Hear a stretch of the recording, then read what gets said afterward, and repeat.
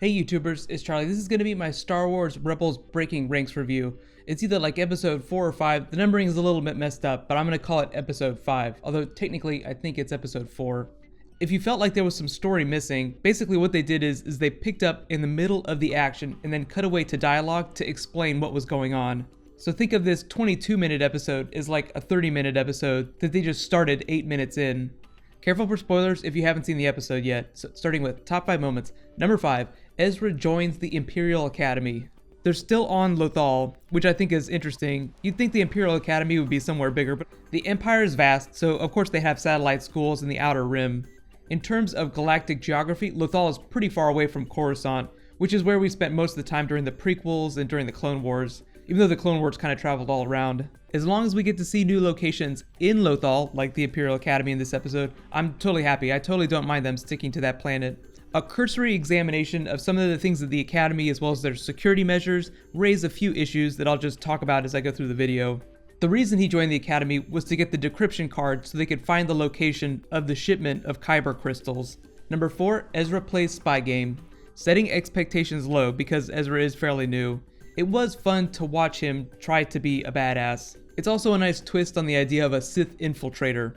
He's like a Jedi trainee infiltrator, using the Force to get information. The friend that stayed behind at the end to find his sister, I actually thought that Ezra was going to try and control his mind whenever he caught him in the middle of the episode trying to break into the office.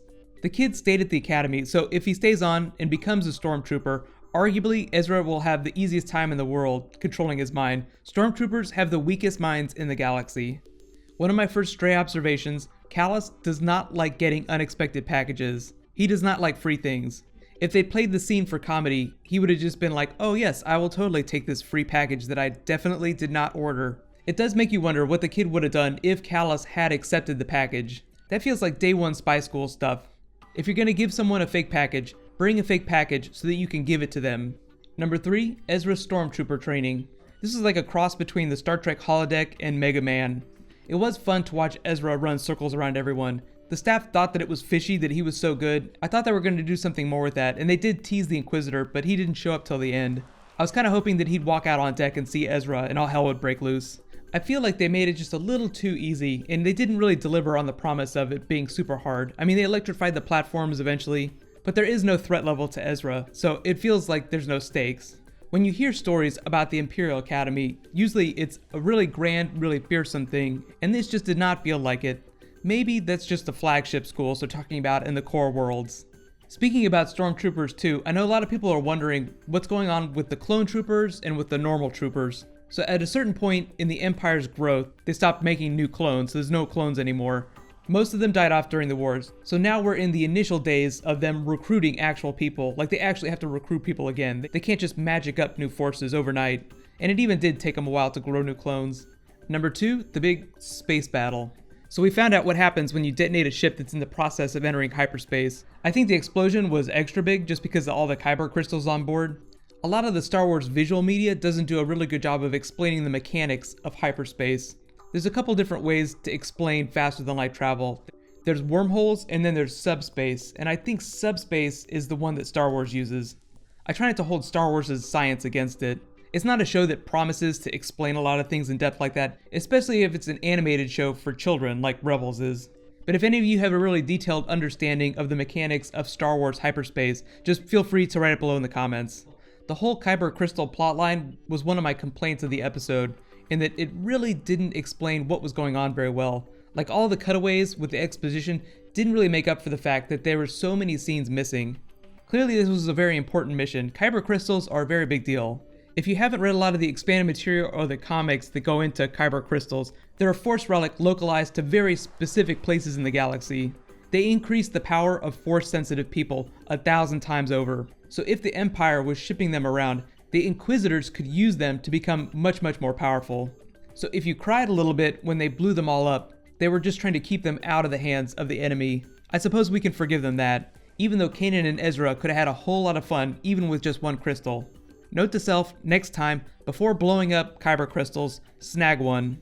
And my number 1 moment, Ezra breaks out of the Academy. Best use of an ATST ever. I think that was an ATST. They say walker, but walker is just a general term for AT-AT, ATST, any derivative type of transport like that. As much fun as it was watching them crash their way out of the academy, there's just a couple issues that I have to raise. First off, the two commanders, worst commanders in the history of the academy. While this is all going on, they're basically just standing there yelling at people. You'd think that one of them would pick up a blaster and start firing. I'm guessing the Commandant is working in the Outer Rim territories as an instructor because he's not that great. Given the way things ended, I would think the Inquisitor is probably just going to kill him after this episode. To say nothing of what's going to happen to that kid that stayed behind too. I don't think that he's force sensitive, but the Inquisitor is probably going to train him. He'll probably end up having to fight Ezra later in the season. Either that or he'll end up on a milk carton like his sister. As much as they shied away from violence during the training scenes, the show does have a lot of implied violence. Like for instance, whenever they were in the TIE fighter battle, they blew up all those ships. Think about how many people were on those ships. Then think about what the Inquisitor is going to do to the Commandant as well as that little kid. Very dark stuff, even if they don't show it. I feel like in not having the characters address those deaths, the show is missing out. There's a lot of extra dramatic weight you can have. Killing people is bad, even if they are Imperials. Let me know though, what was your favorite moment from the episode, and what do you think is going to happen to Ezra's friend that the Inquisitor took? Overall, I give the episode a B-, just because I feel like it didn't have any kind of dramatic tension. It feels like they're still using a lot of these stories to set up bigger plots.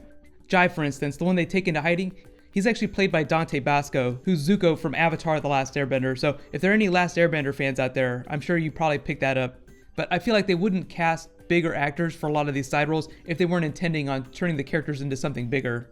I think my only real complaint against the episode though was just how easy it was for them to infiltrate the Imperial Academy.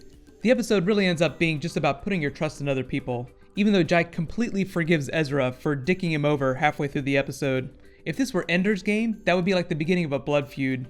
I suppose that's another reference you could draw in this episode, is that the Imperial Academy is a little bit like Ender's Game. All in all, it was an entertaining episode, fun to see the inside of Imperial Academy, little disappointing in the execution. Next week, as prophesied, is a Hera Sabine episode. I think in one of my previous videos, I mentioned how they basically had no screen time at all, so surprise surprise, they get to headline an episode together. Right now, they're actually two of the more interesting characters, so I'm actually pretty excited about that. Be sure to subscribe to get my video, I'll be sure to post it next week. There are a couple shows that are on break this week just because of midterm elections, but there's no Flash, no Agents of S.H.I.E.L.D., but there is Arrow tomorrow, so I will be doing some bonus videos in the next couple of days. There is a Marvel special tonight. It's called Marvel 75th Anniversary, so I'll be doing a video for that too.